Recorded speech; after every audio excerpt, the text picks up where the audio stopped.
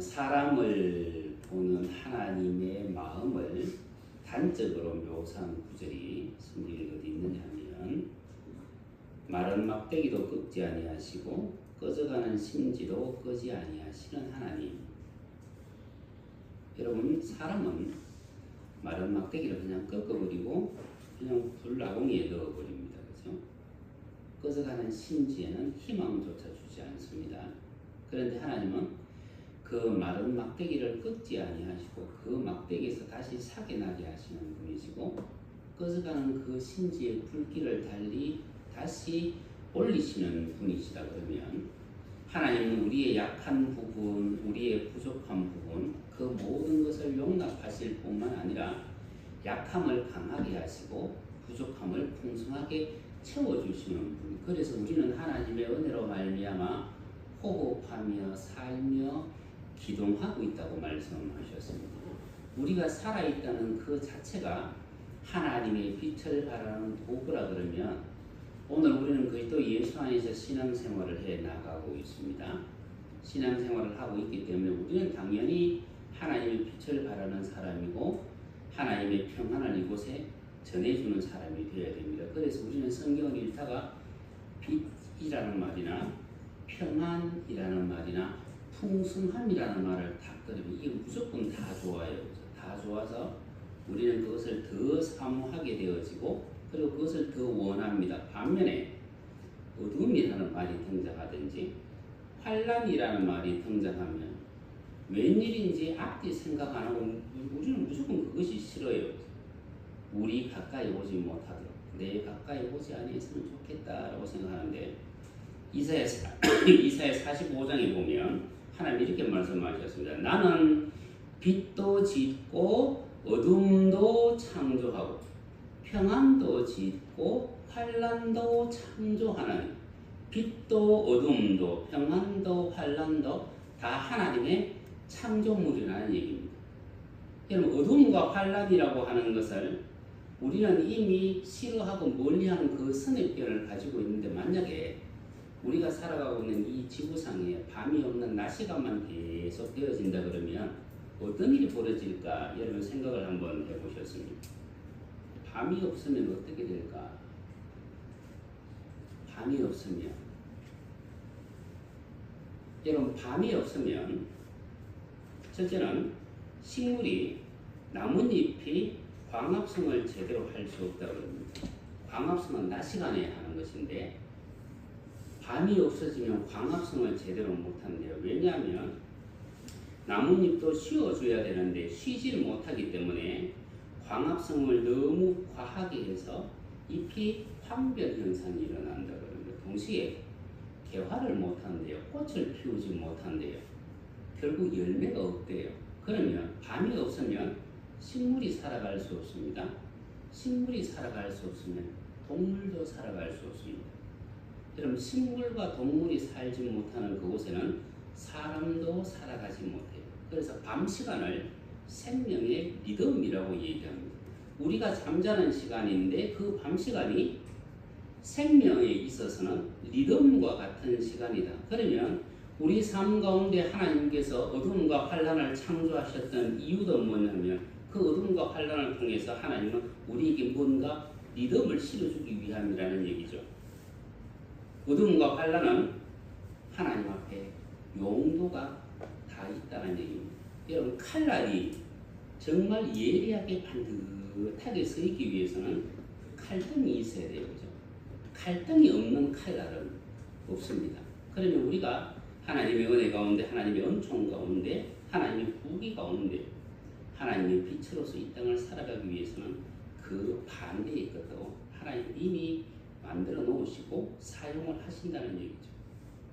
우리가 믿음의 조상이라고 말하는 아브라함이 하나님이 한마디 말씀을 딱 하셨을 때 예 하나님 제가 하나님을 따라 가겠습니다 라고 했던 이유는 아브라함이 뭐가 없었기 때문에요. 아들이 없었기 때문에. 다른 모든 부족들은 족장들은 아들이 다 있는데 아브라함은 자기만 아들이 없습니다. 그런데 하나님이 약속합니다. 아브라함아 내가 너에게 아들을 줄게. 내가 너를 큰 민족으로 만들어 줄게.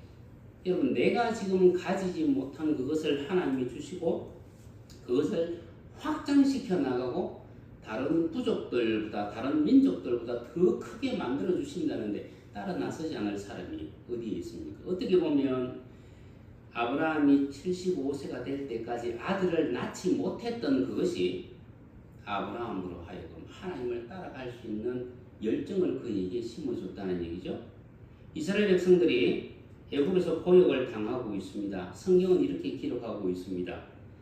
고역으로 인하여 부르짖는 소리가 하나님께 상달되었더라. 이스라엘 백성들이 노예로서 그냥 편안하게 살아갔더라면 그들은 하나님을 찾지 아니했을 거라는 얘기죠. 결국 어둠이라고 하는 것도 환난이라고 하는 것도 하나님은 용도대로 사용하신다. 그것이 우리의 삶 가운데 닥친 어둠이든 환난이든 그 모든 것은 하나님께서 허용하셨기 때문에 우리에게 그 일이 임하는 겁니다. 에스더서 8장 15절 이하 말씀에 보면 모르드게가 등장합니다. 푸르고 흰 조복을 입고 큰 금관을 쓰고 자색하는 배의 겉옷을 입고 왕 앞에서 지금 나옵니다. 와, 여러분 이 당시에 이 사람들이 지금 이게 시대로 보면 한 몇 년 전쯤 되어지느냐 하면 한 2500년 정도 전 사람이에요. 와, 속옷을 입고 겉옷을 입고 그것도 흰옷에다가 자색하는 배옷에다가 금면류관을 쓰고, 여러분 이 시대는 한번 말씀드렸죠. 우리나라의 고조선 시대라고요. 여러분 우리나라 사람들이 삼배 조각 하나 입고 뛰어다니도 부자 소리를 듣던 그 시대의 지금 상황입니다. 흰조복, 자색하는 배 겉옷, 머리에 면류관. 여러분 이 놀라운 영광을 받기 위해서 모르드게가 겪어야 했던 일이 무엇입니까? 하만이 모든 유대인들을 다 죽이려고 합니다. 모르드게는 그곳에서 대궐문 문지기로 있습니다. 먹고 사는 문제는 지금 해결된 것 같습니다. 그런데 영광이라고는 하나도 없습니다. 대궐문을 드나드는 사람들에게 전부 문을 열고 문을 닫고 하루 종일 하는 일은 그것밖에 없습니다. 대궐문을 지키는 자이지만 그는 대궐 안으로 들어갈 수조차 없는 사람입니다. 그런 것을 하만이 다 죽이려고 했습니다. 그의 동족을 다 죽이려고 했습니다. 주 하나님께서는 이스라엘 백성들이 하나님 앞에 범죄했을 때에 나라가 세워진 이래로 490년 동안 이스라엘 백성들이 한 번도 안식년을 지키지 아니했습니다. 안식년을 지키지 아니했기 때문에 490년 동안의 안식년은 70년입니다. 너희들이 땅을 쉬도록 하지 아니했기 때문에 그 70분의 땅의 쉼을 너희들이 거부했기 때문에 이 땅을 쉬도록 해야 되겠다. 그래서 70년 동안 바벨론 땅으로 보내놨습니다. 땅이 쉬는 70년 동안 바벨론에 가 있던 그 이스라엘 백성들의 삶은 결코 평탄한 삶은 아니었습니다. 물론 그 중에 어떤 사람은 다니엘처럼 국무총리에 올라간 사람도 있습니다. 에스라처럼 왕의 신음을 받은 사람도 있습니다. 느헤미야처럼 정말 하나님 앞에 능력 있는 시위 대장이 된 사람도 있습니다. 모르드게가 대궐문을 지키는 사람이 되었던 것만 해도 그 사람은 정말 잘 나가는 사람이었습니다. 그러나 대부분의 사람들은 그냥 이민자였고 포로의 삶을 살고 있었습니다. 그들을 모두 멸하려고 했을 때 이스라엘 백성들에게 닥쳐온 것은 무엇입니까? 지금 국무총리로 있는 하만이 왕의 인장 반지를 가지고 도장을 찍었습니다. 나라 안에 있는 모든 유대인들을 다 죽여도 된다. 여러분 이 엄청난 환란이 내가 언제 죽을지 모릅니다. 여러분 이 모든 일이 다 지나갔을 때 하나님은 어떻게 역전을 하십니까? 유다인들이 본토인들을 죽인 사람만 해도 75,511명입니다. 유다인들을 죽이려고 했던 하만을 죽였습니다. 하만의 집이 에스더의 소유가 되었습니다. 하만의 그 직위, 국무총리라고 하는 그 직위가 모르드게에게 주어졌습니다. 오늘 본문에서도 이렇게 말을 합니다. 모르드게가 푸르고 흰 조복을 입고 큰 금관을 쓰고 자색하는 배 겉옷을 입고 왕 앞에서 나오니. 여러분 지금까지는 한 번도 대궐문을 지키는 자가 대궐문 안으로 들어갈 수가 없었는데 이 어둠과 환란이 다 지난 후에는 왕의 앞에서 지금 나오고 있습니다. 대궐문을 마음껏 드나들 수 있는 사람이 되어졌습니다. 문을 지키는 자가 아닙니다. 그 문을 드나들 수 있는 사람이 되었습니다. 더 나아가서 많은 본토인들이 유다인을 두려워하여 유다인 되는 자가 많더라. 하나님께로 돌아오는 사람들이 많아졌더라는 얘기입니다. 여러분 어둠과 환란이라고 하는 것은 우리가 무조건 저 멀리 해야 될 것이 아니라 그 어둠과 환란은 우리에게 돌파할 수 있는 기회를 주고 역전할 수 있는 기회를 우리에게 줍니다. 하나님의 역전과 하나님의 돌파는 우리의 생각, 우리의 예상을 다 뛰어넘습니다. 그렇기 때문에 닥친 어려움을 무조건 죄의 결과로 단정하지 말라고 말씀합니다. 내가 어려움에 부닥친 것은 나의 죄의 결과가 아니라 하나님께서 나를 사용하기 위한 용도를 바꾸기 위함이라고 말씀합니다. 여러분 주인이 칼을 숫돌에 가는 이유는 무엇입니까? 더 예리하게 그리고 더 용도에 맞게 사용하기 위함입니다. 그 칼이 다른 사람을 죽였기 때문에 주인을 해하였기 때문에 그 칼을 다시 벼르는 것이 아닙니다. 주인이 더 좋은 용도로 사용하기 위해서 칼을 벼르는 것처럼 오늘 그리스도 예수 안에 들어와 있는 저와 여러분들이 우리의 양심에 있어서 우리의 행함에 있어서 죄를 범하지 아니했음에도 불구하고 나에게 어둠이 닥쳤다, 나에게 환란이 닥쳤다. 그 얘기는 하나님께서 나를 새롭게 하시는 과정이라는 얘기죠. 그 과정을 통과하고 나면 대궐 문지기로 있던 모르드게가 국무총리가 되어졌던 것처럼 우리는 역전할 수 있습니다. 역량을 끌어올릴 수가 있다는 얘기입니다. 이사야 60장 1절 말씀 이렇게 말합니다. 일어나라 빛을 발하라. 이는 내 빛이 이르렀고 여호와의 영광이 내 위에 임하였음이니라. 여러분 일어나라는 이 말씀, 일어나라는 이 말씀은 뭐냐면 너는 지금 굴복된 위치에 있지 않느냐. 그러나 너는 원하는 위치에 도달할 수 있다는 얘기입니다. 너는 지금 굴복했고 너는 지금 실패했고 너는 지금 좌절하고 있지만 그러나 너는 네가 원하는 그 자리에 도달할 수 있다. 그래서 일어나라고 말씀을 하시면서 동시에 빛을 발하라고 말씀합니다. 빛을 발해야 되는 이유는요. 내가 어둠에 둘러싸여 있기 때문입니다.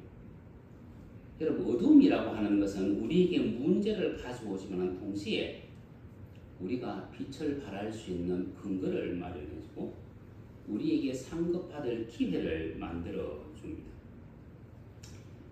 모르드게에게 닥쳤던 그 환란이 모르드게를 총리로 올렸습니다. 한낱 문지기였던 그 사람 속에 총리로서의 역할을 감당할 역량이 있을 줄은 아무도 몰랐습니다. 자기도 몰랐고 에스더도 몰랐고 백성들도 몰랐습니다. 그러나 하나님은 아시잖아요. 하나님이 뒤집으시니까 그 속에 국무총리의 역량이 나오죠. 이스라엘 백성들이 애굽에서 부르짖을 때에 그들은 한낱 노예였지만 출애굽기 12장 말씀에 보면 어떻게 기록하고 있습니까? 그날에 여호와의 군대가 애굽에서 나왔다고 말씀을 하셨습니다. 자기들이 봤을 때는 그냥 애굽의 노예예요. 그런데 하나님이 뒤집으시니까 하나님의 군대가 되더라니. 여러분 우리는 그러면 하나님 앞에 어떤 용도로 사용되어질까? 한숨 짓고 힘들고 하나님 앞에 애걸복걸하고 여러분 그런 존재가 아니라 우리 속에도 하나님께서 준비해 놓으신 그 놀라운 역량이 있다는 얘기죠. 이 놀라운 역량은 무엇을 통해서 발휘되어지느냐 하면 어둠을 통해서 발휘되어지는 것이 성경의 진리입니다. 어둠은 식물이 꽃을 피우는데 도움을 주고요. 어둠은 하나님의 사람이 빛을 발하는데 도움을 줍니다. 여러분, 우리에게는 빛이 있다고 성경은 기록하고 있습니다. 이사야 60장 1절 말씀, 일어나라 빛을 발하라. 이는 너희의 빛이 이르렀고 여호와의 영광이 내 위에 임하였음이니라. 우리에게는 하나님의 영광도 동시에 있습니다. 그리고 그 하나님의 영광은 우리를 통해서 나타납니다. 하나님의 영광을 가진 우리가 빛이 되는 이유는요, 우리 주변이 힘들고 어렵기 때문입니다. 그러면 우리는 그래도 예수를 믿는 사람으로서 이미 하나님의 빛이 되는 사람입니다.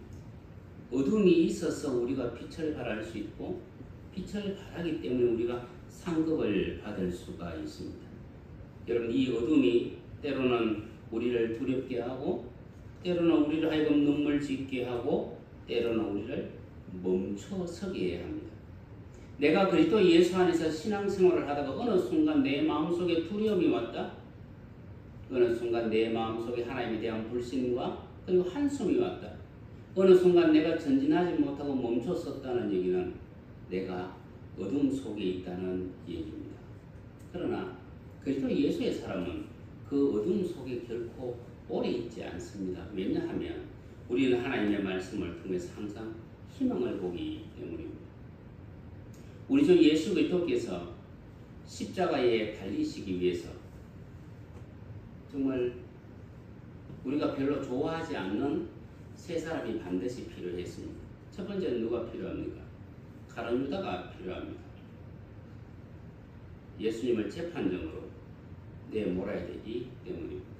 두 번째는 누가 필요합니까? 빌라도가 필요합니다. 십자가에 못 박으라고 선언해야 되기 때문입니다.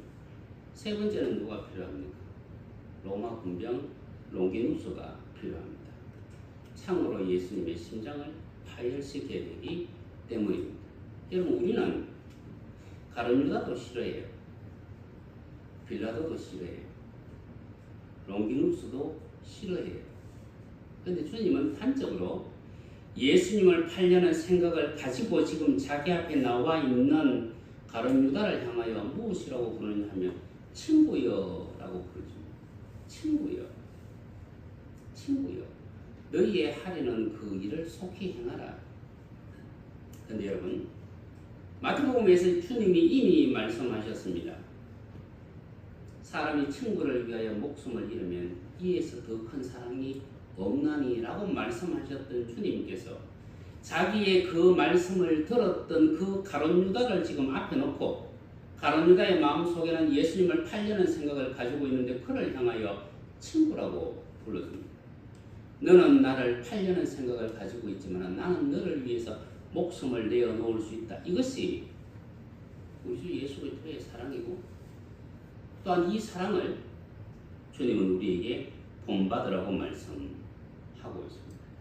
이것이 우리가 하나님 앞에서 사람 앞에서 행해야 될 빛이라면 우리는 일을 다 할 수 있잖아요. 어떤 한때는 우리의 마음을 참 아프게 했던 사람도 시간이 쭉 지나고 내가 조금 성장하고 나면 그 사람이 조금 이해가 되어져요. 주님은 나를 사랑하셨는데, 나를 용서하셨는데, 주님은 그 가룟 유다가 예수님을 팔아먹고 참 목매어 죽었다가 그가 떨어져서 지금 창자가 배 밖으로 나가서 그가 지금 숨을 헐떡고 있는 그 자리에 주님이 가셨고, 그에게 주님은 긍휼을 보여주셨는데, 그에게 다시 기회를 주셨는데, 나를 미워했던 사람, 나를 싫어했던 사람, 나를 정죄했던 사람, 나를 판단했던 사람, 때로는 나에게 누명을 씌웠던 사람, 그 사람들에 대해서 나는 그럼 어떤 마음을 가져야 될까? 나는 그들에게 어떠한 긍휼을 보여야 될까? 나는 그럼 그들을 어떻게 축복해야 될까? 주님이 정작 자신을 십자가에 못 박도록 팔았던 그 가룟 유다조차 용서했다며, 하나님의 그 놀라우신 사랑으로 분명히 빌라도에게도 용서의 기회를 주셨을 것이고, 창으로 그 심장을 찌른 롱기누스에게도 용서의 기회를 주셨을 텐데, 그러면 나도 나를 힘들게 했던 그 누군가에게 용서의 기회를 줘야 되지 않을까? 그에 대한 모든 판단, 그에 대한 모든 심판을 하나님께 맡겨야 되지 아니할까? 그렇게 생각하고 나면 정작 나에게 힘듦을 줬던, 고통을 줬던, 어둠을 줬던 그 사람에 대해서 내가 이해하게 되는 거예요. 내가 용서하게 되는 거예요.